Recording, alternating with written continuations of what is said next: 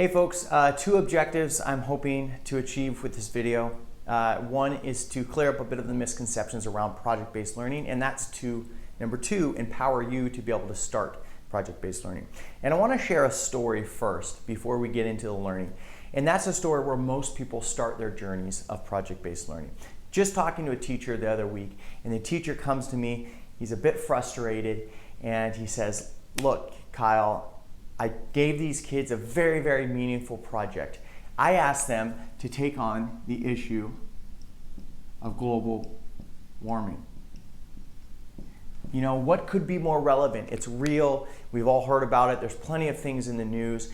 It is a real topic. It's definitely going to get in curriculum."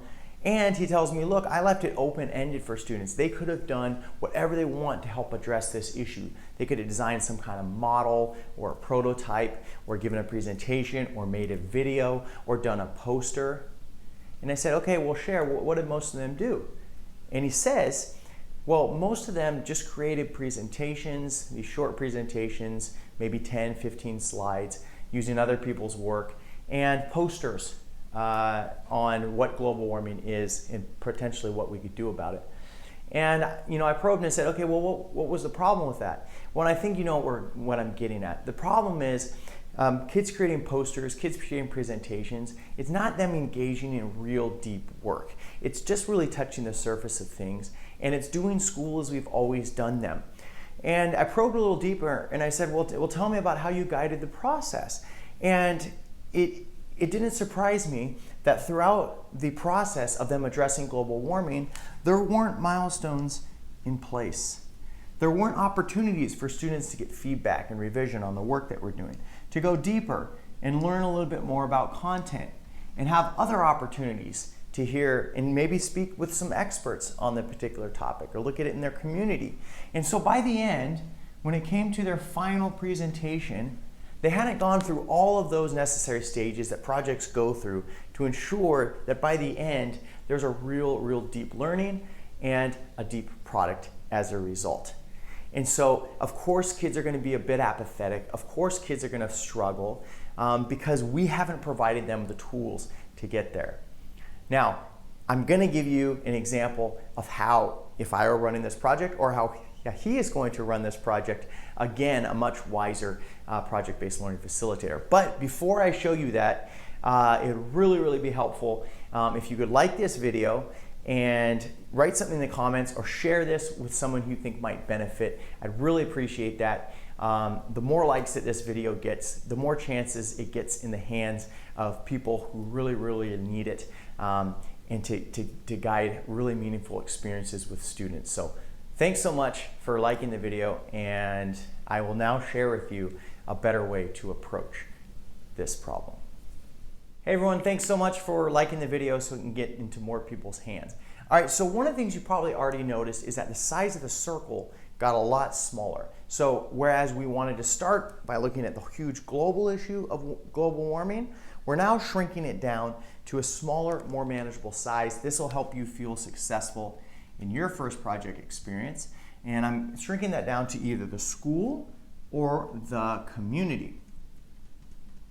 Okay, and even farther than that, because global warming is huge, there's so many ways you can tackle or address this. You can address this in terms of the fossil fuels that are causing the planet to be warmed, all the plastic and the waste that maybe is seeping into the waterways. You could look at the waste that's being generated and going into landfills. I mean, you could tackle this in so many ways. So I would really challenge you to go even more granular, even more focused in what you're doing. So yes, we're going to tackle it at the school community level, but let's look more specifically at what is something that is really going to help to address this issue, and we're going to look at waste. Okay, so that's going to be our target focus. So now that we've got granular, we've looked at waste, and we know students are going to be engaged in it because it's their own school community. They can really affect change because they can probably influence a school more than they're going to be able to influence the world government on a huge stage. And they can probably do some things that are going to be really impactful. Now I'm going to divide up this quadrant, as you see here. I divide it up into 4 quadrants. quadrant 1, quadrant 2, quadrant 3, and quadrant 4. And that's because as a project planner, you're thinking of, okay, well now what are students going to do within this project to really reach success? And if we look at, hey, at the end, students are going to be able to present to the leadership team, to the board of the school, to whoever governs or runs that, to the facilities department, whoever it is in your community, when it comes to waste management, water management. When it comes to that and who they're going to present to, there's different pieces they're going to need to be successful within that project, and that's each of these components. So if you see here, this is that first quadrant. Okay, so what's one of the first things you might have them do? You might have them first do a 3-day waste audit. Now there's tons of choice in terms of how they tackle this. They could be looking at their own food waste. They could be looking at some of the products that they buy.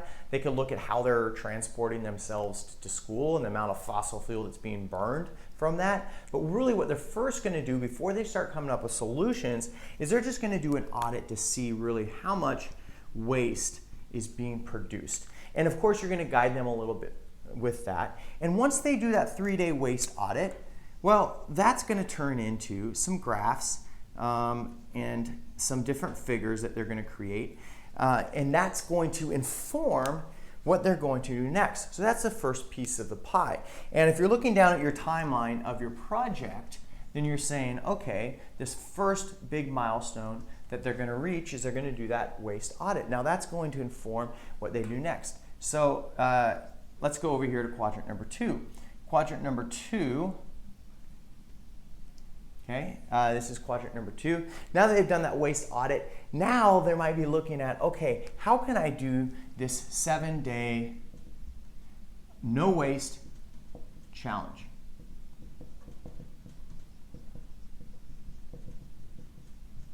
All right, and you might ask them, hey, if you were to live a waste-free life as much as possible based off that audit you did, what would that look like? What would those 7 days look like?